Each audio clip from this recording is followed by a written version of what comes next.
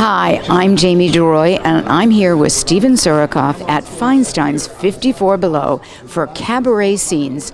I'll be talking to a lot of the performers who will be appearing here over the summer.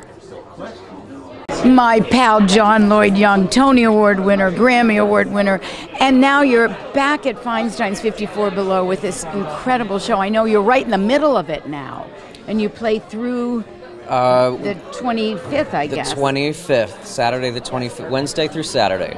Saturday the 25th is the last one. Right.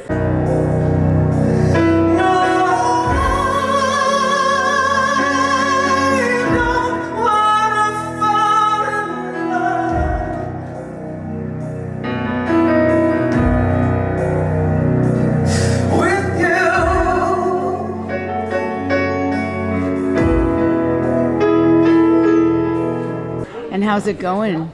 Great. We had two exuberant, packed shows on Friday and Saturday, and there's nothing better than playing to a room in New York City on a Friday and Saturday, right? Absolutely. The alcohol was flowing, the music was great.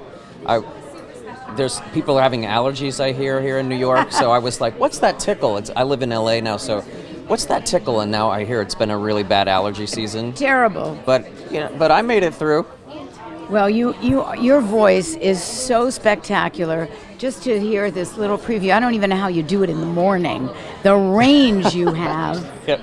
You know what? This is Tony Award season now, and all of the casts are doing the morning shows. Right. I've noticed each one is every day it's a new cast on Good Morning America or whatever.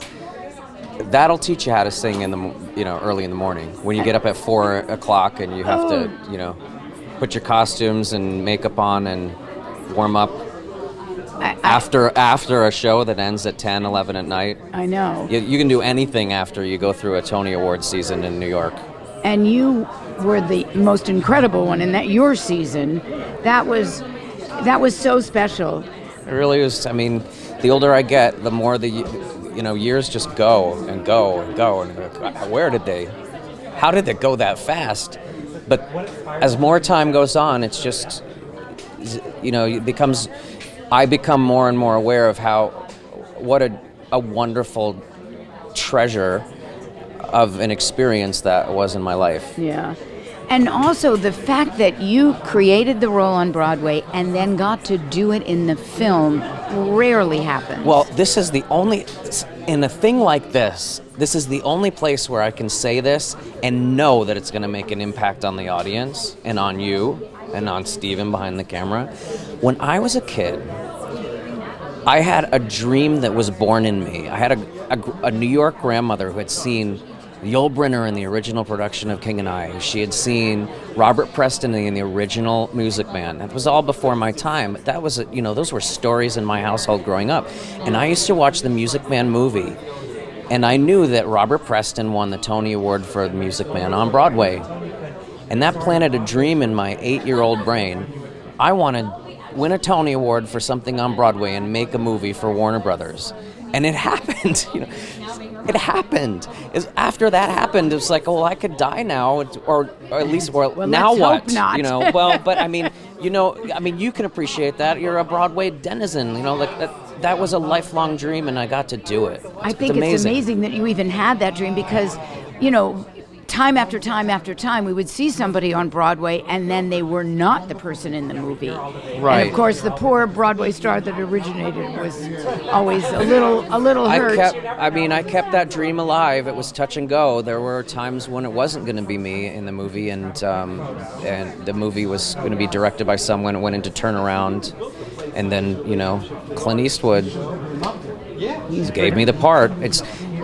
It was really fantastic. And, walking onto a storied Hollywood studio lot like Warner Brothers as a New York actor is, I think, probably the equivalent to what it feels like for a movie actor to enter Midtown Manhattan knowing they're going to make their Broadway debut in something. It's just the reverse, but the same sort of awestruck feeling. I was shooting scenes for Jersey Boys on the same soundstage where they shot Casablanca, where they shot Willy Wonka and the Chocolate Factory, where they shot Yankee Doodle Dandy, knowing that those movies were shot in those same exact hangers. They're hangers. Was unbelievable. It's great. Unbelievable. Well, we're thrilled for you. Now, tell us about your show here at Feinstein's 54 Below, because it sounds fabulous, and I've heard great things. Good. Well, I decided to go whole hog into Meryl Streep once said that an actor's obligation is to immediately undermine their first big success. Really? So if you're known for playing, what's his name in The Graduate, then do Midnight Cowboy next. You reverse expectations. That's what an artist should do. And so sometimes in these few years since Jersey Boys, I felt like I have to get away from Jersey Boys, but I've learned that I don't think that's necessary, at least not this summer. So I'm going whole hog, I'm diving right into that period of music, and always do a little bit of Jersey Boys because there's always someone new in the audience who comes because of it. Exactly. So I'll always do some of that. It's so special. It's exuberant, fun stuff. So everything else around it is either from the period or a similar singer like Lou Christie or an exquisite falsetto singer like Smokey Robinson. And all of the songs are so wonderful. I can't sing something I don't like. So it's just everyone is a favorite and everyone has depth. And if it's not a deep song, then it's an exciting song at least. And so I just go whole hog into it and called it Jukebox Hero because I'm never going to be anything but, it seems now. Jersey Boys is nothing I'd want to run away from at all, but I'm totally accepting it now as part of the fabric of my identity. Well, it's a wonderful thing to be identified with. Yeah. I saw your producer, Michael David, last night. Oh, yeah. How is he doing? He's doing great. And I just, there's always a special place in my heart for that show.